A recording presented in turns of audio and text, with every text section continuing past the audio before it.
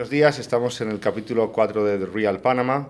Panamá está empezando a hacer las cosas bien, a hacer las cosas mejor. Estamos recuperando aceras, buscando poner más árboles, instalar una ciudad mucho más pensada para el peatón, pero al mismo tiempo estamos construyendo edificios que no responden a esta misma lógica. Hoy pues, nos acompaña David Tapia, padre de familia, arquitecto y, por último, director de planificación urbana. Nos conocimos ya hace unos años en el proyecto Mariana, el primer proyecto de reconversión del Cangrejo, ¿no? Sí. Que sacó ahí desde el principio.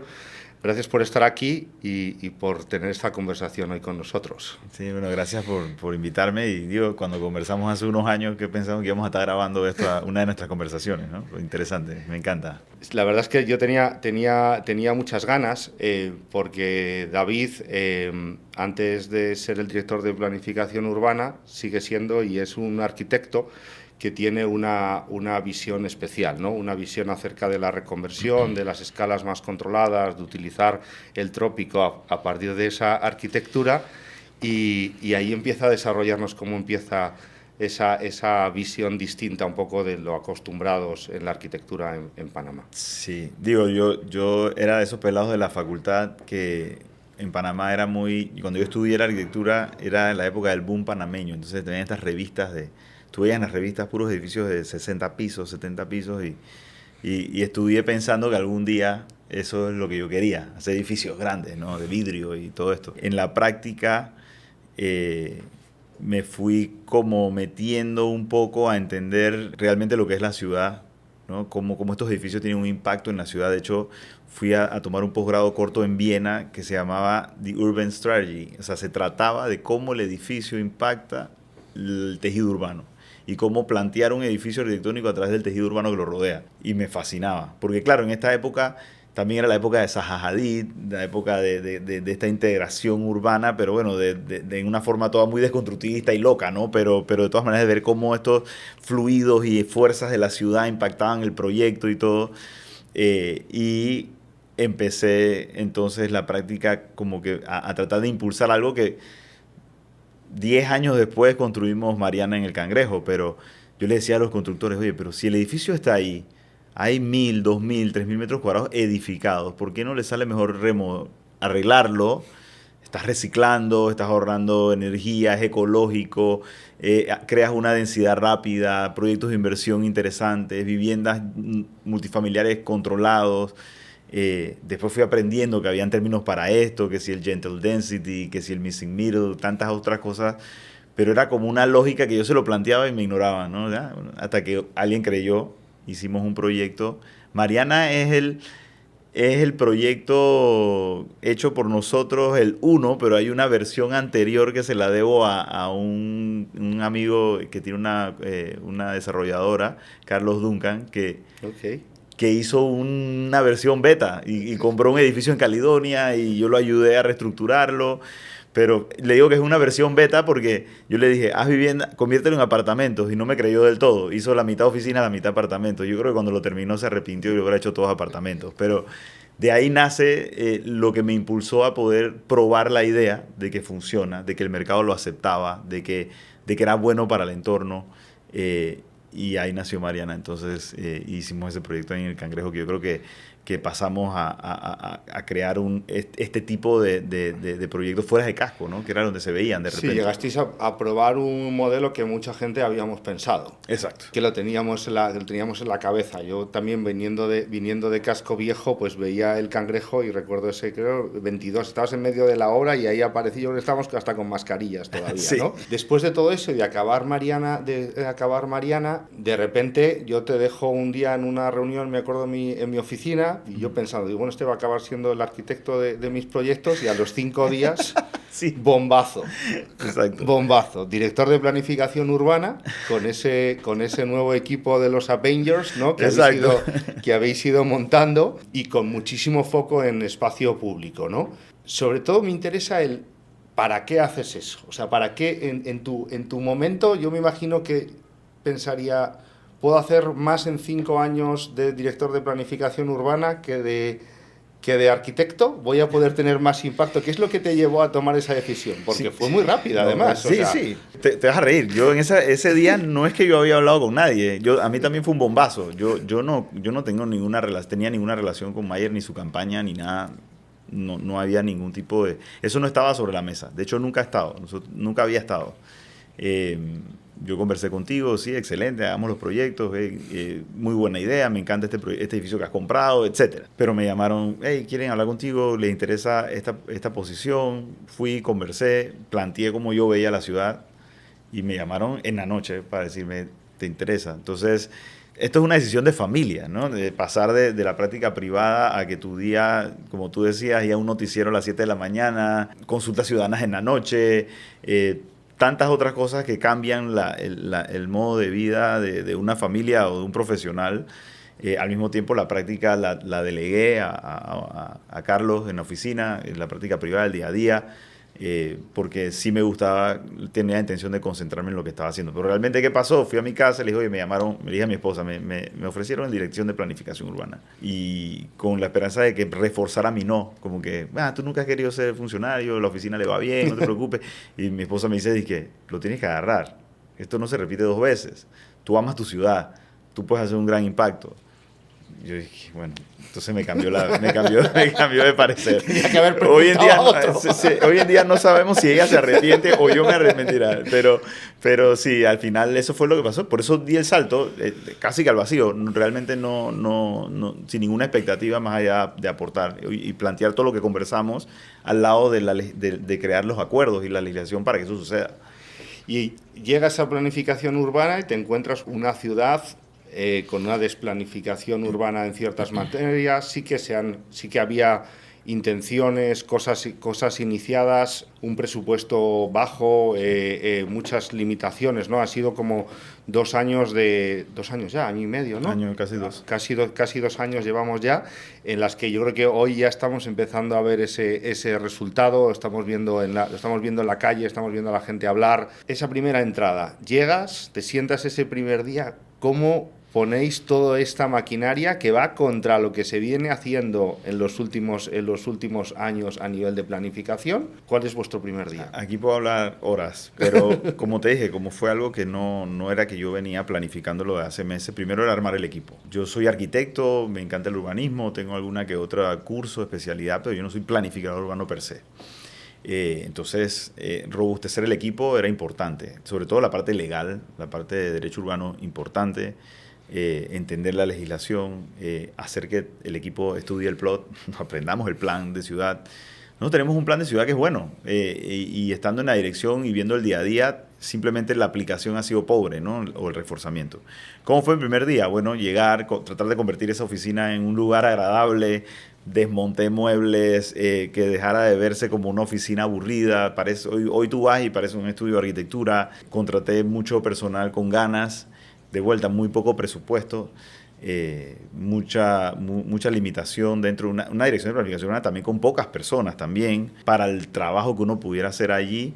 Y me tocó empezar, a optimizar procesos de control de desarrollo, armar mi junta de planificación de la ciudad, y empezar entonces a hacer valer el plan, que tiene muchas cosas buenas, ¿no? Muchísimas cosas buenas. Así que ese primer día fue un poco impactante, ¿no? O sea, sí, sentarme por primera vez a firmar documentos, certificaciones. Yo recuerdo que le tomé una foto y se lo mandé a mi familia y que, mira, primer documento oficial con mi firma y el sello del municipio.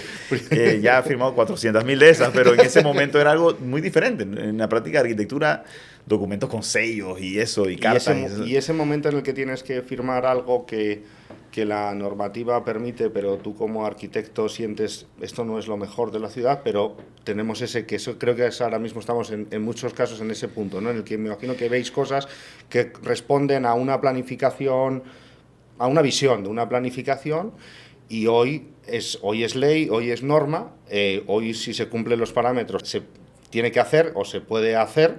Pero tú como arquitecto, como ciudadano, como usuario de la ciudad, pues duele algo. Esa es la respuesta. Duele. no de repente que haya una mala intención en la normativa, sino que yo sí siento que las normativas deben empezar a evolucionar a planes parciales o a proyectos de barrio con normativas que van un poco más en esa dirección. Y también, bueno, todas estas cosas nosotros las vamos anotando y la idea es ir creando reglamentaciones para dirigir o ver yo no les llamo errores, esas cosas que se han escapado, de repente la normativa está pensada. Nosotros también tenemos una normativa nueva, el plan es de 2021, pero sí su edificabilidad viene un poquito amarrada todavía a la edificabilidad que teníamos antes con las normativas anteriores. Entonces hay cosas que como que el panameño todavía le parece normal que los primeros 3 4 pisos del edificio sean estacionamiento. Entonces eso es algo que va en contra de una movilidad urbana, de una vida de ciudad que yo eh, apoyaría, pero la norma lo tiene. Entonces te encuentras con estos edificios que a veces como que no encajan, como que por más que el plan le pida la acera grande y todo, de repente la vida del edificio, la fachada a nivel de peatón no lo tiene, pero el plan lo permite. Entonces vamos en esa dirección, de entre lo más grave a lo más fácil, ir solucionando y ver cómo vamos como corrigiendo estas cosas. Pero lo más importante también ha sido es que el desarrollador entienda que eso va a favor de todos también y el desarrollador también lo vea como algo positivo para su proyecto porque al final lo es. Entonces yo creo que vamos en una dirección correcta ahí. Perfecto. Desde esa llegada de ese nuevo equipo hay un cambio muy claro, ¿no? Y tú me lo estás diciendo, ¿no? Hay un foco en ese espacio público, hemos visto acciones que antes parecían completamente impensables en Panamá, marketing de guerrilla, ¿no? De un poco estratégica, empezando ahí como se puede. Yo llegué y lo primero que hice fue cómo yo tejería esta ciudad, ¿no? Agarré un mapa gigante en la oficina, me senté con el equipo, marqué las estaciones del metro, las zonas de bus, etcétera, los lugares importantes, el hospital, la escuela, y empezamos a tirar líneas y esto sería el ideal. Ok, listo, ¿cuánto cuesta esto? $600 millones. Ok, espera. Bájale. Entonces ¿cómo hacemos, cómo agarramos esto de una manera que igual lo hemos estado hablando, descentralización cada vez nos da menos dinero, estamos cada vez más apretados para este tipo de inversiones, pero son inversiones importantes, hay inversión de miles de millones de dólares en el metro, de mucha inversión en bus, pero la infraestructura para conectar eso que es importante, que es lo que yo pienso que va a hacer transicionar la clase media al transporte público, no está, que son estas aceras. Entonces, le propuse al equipo, ok, haremos algunos proyectos a través de licitaciones, como las que estás viendo, en zonas muy importantes, 5 de Mayo, que es una conexión importantísima de esta zona con el metro. Histórica. Histórica, o sea... de conexión, que son conexiones que están dentro de los planes, del plan del centro, del plan de ciudad. O sea, simplemente hemos agarrado, estudiado, ver... Pero también compremos todo el concreto que podamos, compremos todos los árboles que podamos y compremos todas las mobiliarios urbanos que podamos y vamos a empezar a trabajar. Entonces, literalmente la ciudad, no solo en el centro, sino en las afueras, hemos detectado nodos, o nosotros llamamos centralidades, que simplemente vamos a recuperar. O sea, con madera, concreto, hueco para el árbol y se siembra un árbol que en 4 o 5 años le hará sombra. Y hemos encontrado la estrategia porque de esa manera puedes construir por metro cuadrado mucho más económico, no va a quedar la acera más perfecta del mundo, pero hicimos 2 prototipos y ¿qué pasó? Los representantes de corregimiento empezaron a levantar la mano. Oye, yo tengo personal. Oye, yo tengo algo de presupuesto.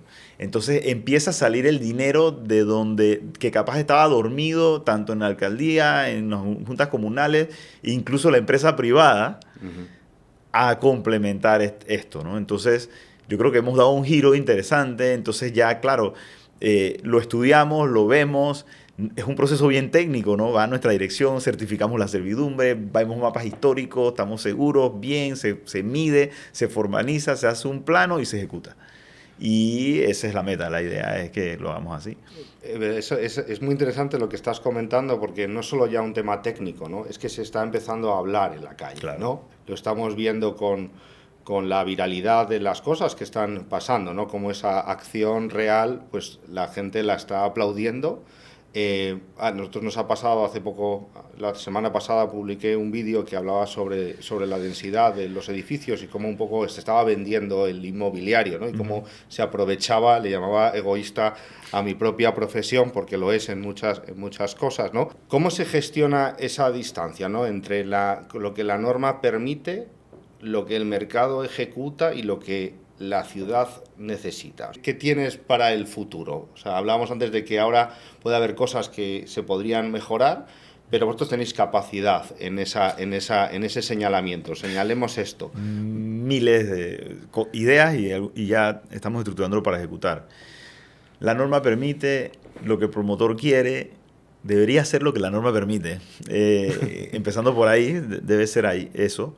Nosotros casualmente esta semana vamos a presentar un acuerdo municipal que es de compensaciones urbanas. Este acuerdo de compensaciones urbanas genera una tasa directamente de inversión a la ciudad por ese beneficio. O sea que si un desarrollador, ahí rompo esto que tú dices, lo que la norma tiene y lo que el promotor quiere. Ok, el promotor lo quiere, la norma no lo tiene, lo debes pagar a la ciudad, pero no pagárselo al municipio de Panamá, en obra o en un fondo que estamos destinando específicamente para una inversión en la zona donde el edificio está.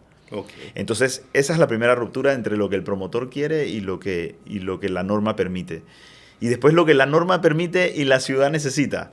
Bueno, ahí es donde estamos reforzando algo que también se ha ido. El plot tiene una cosa muy interesante. En zonas de alta densidad pide aceras mínimas. Entonces te dice, bueno, mi terreno me pide una acera mínima de 5 metros, pero la acera frente a mi edificio es solo de 3.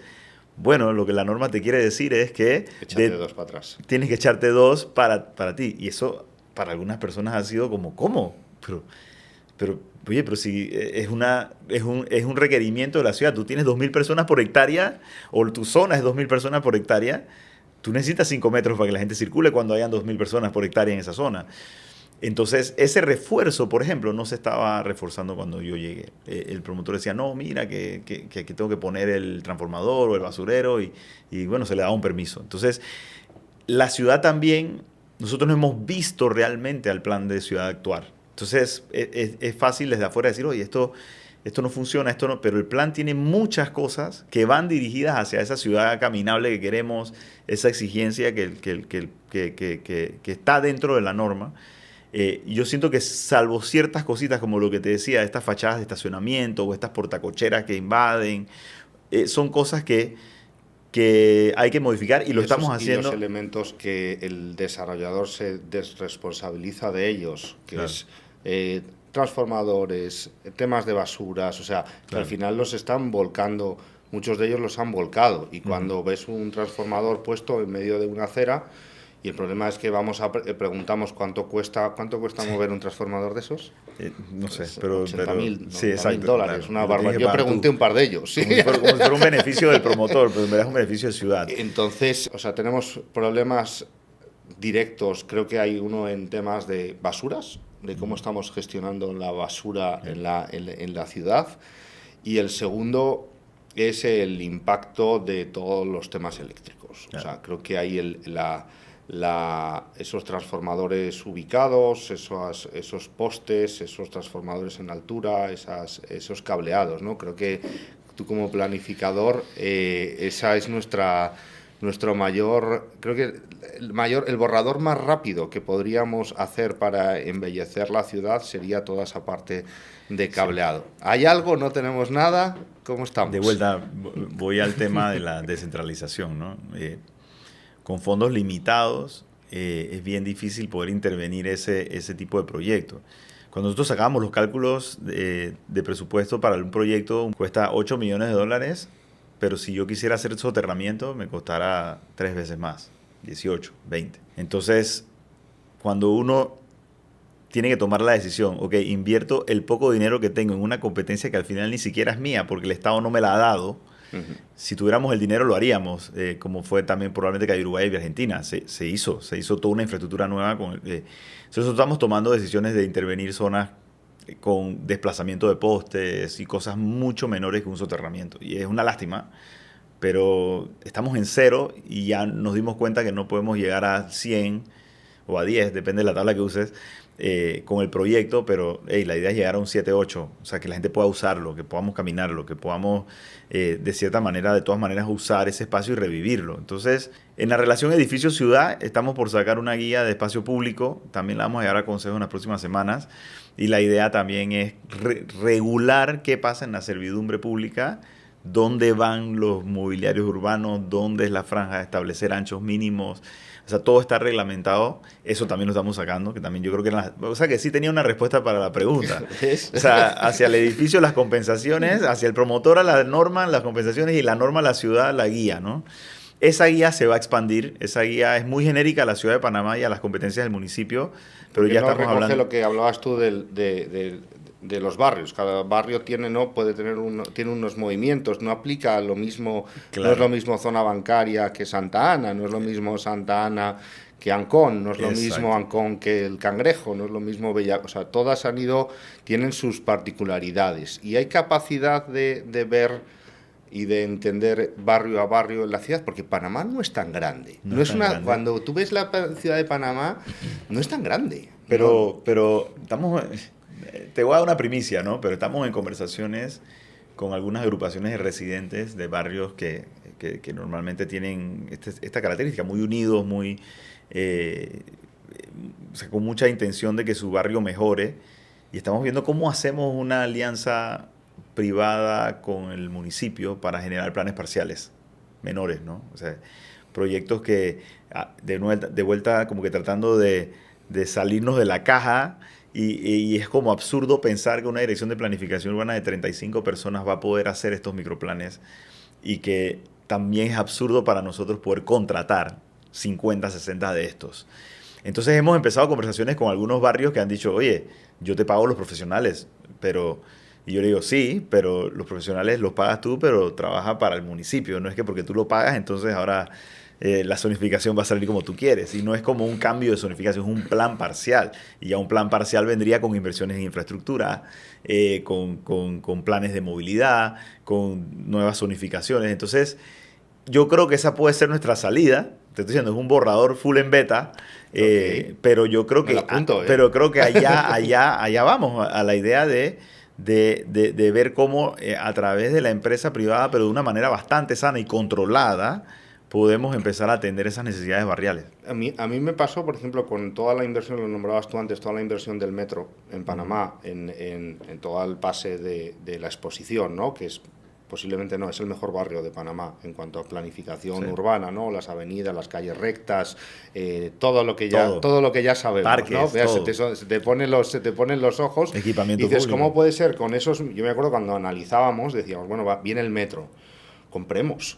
Ujú. Busquemos esos edificios, busquemos esos espacios al lado de la parada de metro. Y no ha pasado nada. No pasó nada. Y han sido cientos de millones de dólares metidos en buenas aceras. Y creo que ahí exactamente lo que falló es cuando falta esa conexión público-privada.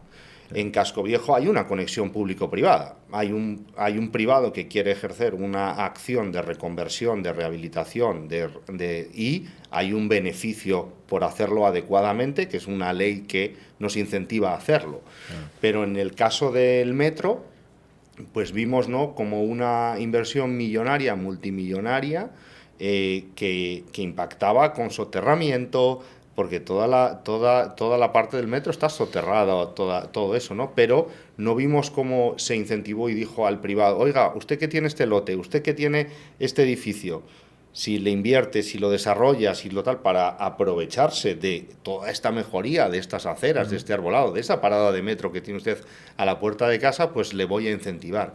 Claro. Y ahí yo creo que ahí se perdió como una oportunidad, ¿no?, de poderlo acompañar. Porque a veces vemos esa parte que creo que es lo que está cambiando y tú lo estás indicando muy bien. ¿Os habéis dado cuenta que al final la política entendida, ¿no?, la parte de la acción pública, Ujú.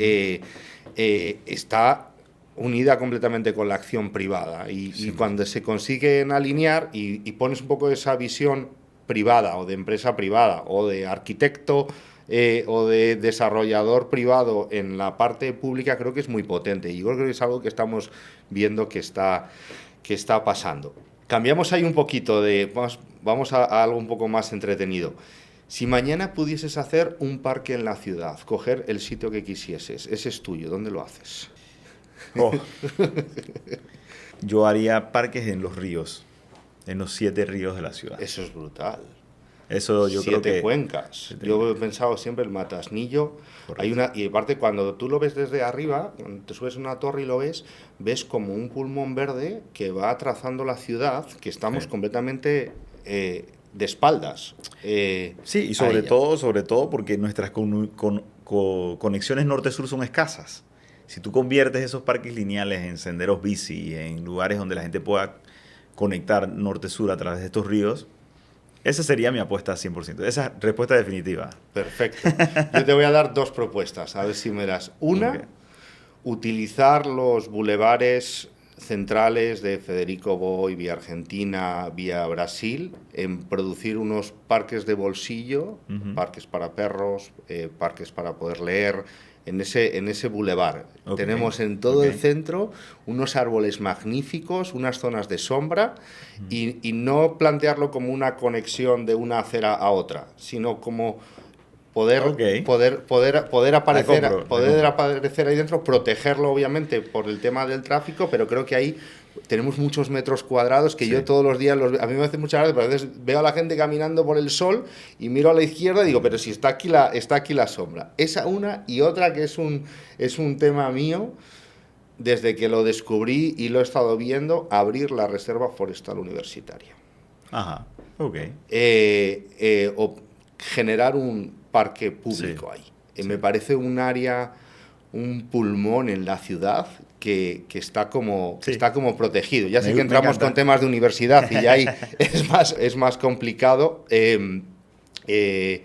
Pero bueno, ahí van mis dos tengo una tercera, aportaciones. Debajo de los puentes vehiculares y del metro también creo que pueden ser espacios muy aprovechados para parques. Porque ya está, y aquí necesitamos... tenemos sombra. Y hay que cubrir. Exacto. Pero ahí ya estáis aquí haciendo la conexión hacia la Cinta Costera, todo ese nudo ahí que hay de esos escalestris, de eso tal, pero... Sí, vamos a hacer 40 parques de bolsillo en la ciudad que han nacido de la idea del que hicimos en Caledonia apenas entramos, en la intersección de Vía España con la calle Bellavista 42. Vamos a hacer 40 de esos, algunos van a estar debajo de los puentes, van a tener áreas deportivas o cosas así, interesante también. Eso es una buena... Y eso para lanzar ya. ¿Sí? ¿Estáis con ello? Estamos en eso. Estás con todo el equipo montado. Sí. Pero me fascina la idea y es algo que hemos tratado de empujar de los parques ríos, de estas conexiones. Yo sí quisiera que antes de irnos dejar uno hecho, un tramo o algo, porque yo creo que es algo que cambiaría la dinámica de la ciudad drásticamente. Yo creo que es importante que los ríos lo volvamos a ver como un espacio público, no como la parte trasera. Cuanto más lo ilumines, cuanto más lo abres, más limpio va a estar.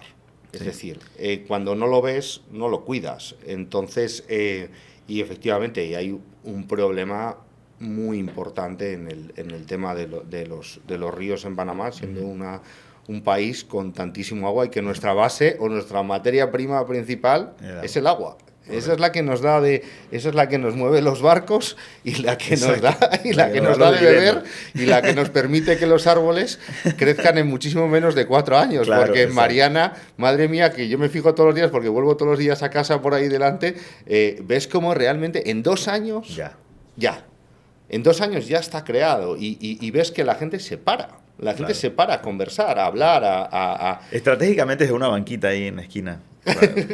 Y ahí la gente se queda. pero a veces amanece alguien ahí dormido, pero bueno, eso ya sabemos, eso nos encanta también. Ese es el problema. Bueno, vamos a pasar ahí a hacerte las preguntas rápidas. Okay. El barrio de Panamá con mayor potencial, pero que está desaprovechado. A Caledonia. Una zona donde vamos a ver realmente una mejora sustancial.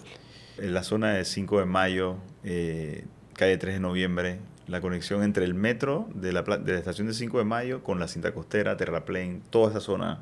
Yo creo que ahí va a abrir el nuevo Museo Reina Torres Araúz.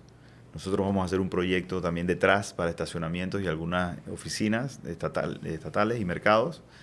Y esa zona urbana, ahí estamos invirtiendo, acabamos de lanzar la licitación entre los 2 proyectos, $14 millones en infraestructura pública. Un tipo de edificio que debe replantearse en Panamá. Yo creo que, o sea, la tipología de edificio que se va a hacer diferente, ¿o cuál es la pregunta? Sí, Perdón. la tipología, o sea, hacer edificios mixtos, edificios con locales Ah, comerciales, o bueno, yo sea, pensaría que, ¿en qué tipología, en qué densidad, en qué tamaño crees tú que se debe plantear? yo creo que hay dos cosas y el plan lo tiene, solo que no se aplicaba, ahora se está aplicando. Las placitas comerciales que no tienen el uso mixto dentro de zonas, dentro de barrios urbanos. Yo creo que eso es malo. O sea, yo creo que generas el comercio, pero la ciudad pierde la densidad. Y yo creo que el promotor tiene que darse cuenta, y la ciudad se tiene que dar cuenta que perder densidad en lotes va en detrimento de la ciudad. Yo creo que esa es una tipología que debe estar planteada solamente en calles muy principales, calles que el plan así lo pide, pero ya dentro de las zonas y los barrios ya este tipo de plazas sin uso mixto tiene que desaparecer. Y Yo que creo que así no obliguen se al puede. parking atrás. En vez de Bueno, ponerle delante. La U es la misma, pero ¿qué tal si la hacemos así por bueno, delante el comercio y detrás hacemos ese patio, bueno, en vez de hacerlo al revés? Es el mismo espacio, pero planteado de distinta la manera, guía de ¿no? espacio público ya está volviendo a marcar la obligatoriedad del edificio cercano a la calle y que el estacionamiento no esté enfrente. Eso era algo que, según me comentan, estaba en los primeros borradores del plan, que eventualmente quedó. El plan es muy ambiguo con esa parte y ha quedado, pero la idea del plan era eso, desaparecer el estacionamiento del frente y que la fachada del edificio viva sea la que esté pegada a la calle. Uno de los mayores problemas que yo veo en urbanismo, ¿no? Es cuando llaman algo la ciudad de. La ciudad de la justicia, la ciudad hospitalaria, la ciudad de dormir, la ciudad... O sea, creo que ese es uno de los planteamientos que lo que te genera son unos polos en los que en la ciudad hospitalaria todos van a los hospitales en la misma hora, se van en la misma hora y lo que deja son enfermos pasando la noche en una zona Exacto. aislada, ¿no? Por ahí creo que estamos viendo cómo la gente lo está pidiendo, ¿no? Toda esa parte. ¿Qué estamos haciendo hoy mejor que hace 10 años? Definitivamente la ciudad entera está mejor que hace 10 años, no por mi gestión, sino por una acumulación de obras y actitudes, empezando por el metro, empezando por el Metrobús, empezando por que se conversa del espacio público, una protección del ambiente también importante, y es una cosa que aprendí en planificación urbana, es que la planificación urbana es primordialmente ambiental. O sea, una ciudad sucede ¿dónde? En el ambiente, En un ¿no? ecosistema. En el ecosistema. Entonces, yo creo que estamos haciendo, yo diría que yo soy súper positivo, eso sí tienes que aprender. Yo pienso que todo mejor. O sea, yo creo que cada, cada granito de arena que se ha puesto anteriormente va ayudando a ir hacia arriba. Yo no siento que Panamá sea una ciudad que está yendo en la dirección opuesta. Yo pienso que está yendo en la dirección correcta. Y eso, a veces cuando algún funcionario se equivoca en el camino o algún desarrollador privado en el camino, siempre al final, en el tiempo le da la razón o le da la razón de su error y uno va aprendiendo, ¿no? Este tipo de desarrollo no está funcionando, la gente no está feliz, la gente no está contenta, el vecino no está contento. O sea, yo creo que los desarrolladores ya hoy en día en una era de marketing y de acceso directo a las plataformas digitales, ya un promotor necesita el good press, o sea, lo necesita. No puede cometer errores ni pasarle por encima a la ciudad a la hora de hacer las cosas, porque creo que ya se nota como que se nota. Se nota. Entonces, yo pienso que, yo diría que todo. Yo diría que estamos en la dirección correcta. La gente está hablando de aceras, la gente está hablando de transporte público, la gente está hablando de la necesidad de espacios verdes. De clima tropical. Hablando Tan del clima olvidado, tropical. que he sido siempre el más olvidado de Panamá. Ya, o sea, el éxito de los proyectos hoy en día ya no está en cómo se ve el render, sino la gente ya pide el balcón, la gente pide el alero. La gente está consciente del costo de energía de un edificio que le pega el sol al vidrio versus uno que está protegido. Yo creo que la conversación ha cambiado drásticamente y yo creo que ya hoy los pelados, cuando yo me gradué, la aspiración de uno era comprarse un carro apenas se graduaba. Ya hoy los pelados no hablan de eso. Los pelados hablan de una buena terraza para pasar con los amigos, un buen lugar, un lugar urbano para ir a conversar, para caminar. Y es otra cosa. Definitivamente yo creo que todo, vamos en la dirección correcta. Vamos en la dirección correcta. Y por último, para terminar, dinos una verdad incómoda sobre la ciudad de Panamá que todos saben y nadie quiere decir. Podría ser el estacionamiento. Muy bien. Yo creo que es eso. A nadie le pasa por la cabeza que un estacionamiento puede valer $30,000, pero es que Pues cuidado que te quedas corto. Si Pues le yo te metes el puedo terreno, decir si le te metes puedo el... decir en desarrollo, en edificios con parking subterráneo, yo a coste me cuesta como $30,000, $32,000 en Exacto. coste. O sea, no hay una postura firme del real costo de un estacionamiento en esta ciudad y por ende la gente asume que es gratis, pero lo asume porque no lo quiere pensar más a fondo. Pero yo creo que una matemática rápida te dice que eso cuesta, a un desarrollador le cuesta y a la ciudad le cuesta. O sea, Bueno, trataremos de ir por ello, ¿no? Pues muchísimas gracias, David, por estar esta mañana con nosotros. La ciudad no es lo que se diseña, es lo que se construye y lo que vivimos todos los días. Gracias por estar, gracias por llevar esa acción. Salúdame a todos los Avengers. Sí. Y seguimos haciendo ciudad. Gracias por la invitación, me encantó. Gracias. Esto fue The Real Panama, un espacio para hablar con verdad sobre la ciudad que compartimos. Gracias por acompañarnos en esta conversación. No olvides seguirnos en nuestras redes sociales The Real Panama. Nos vemos en la próxima.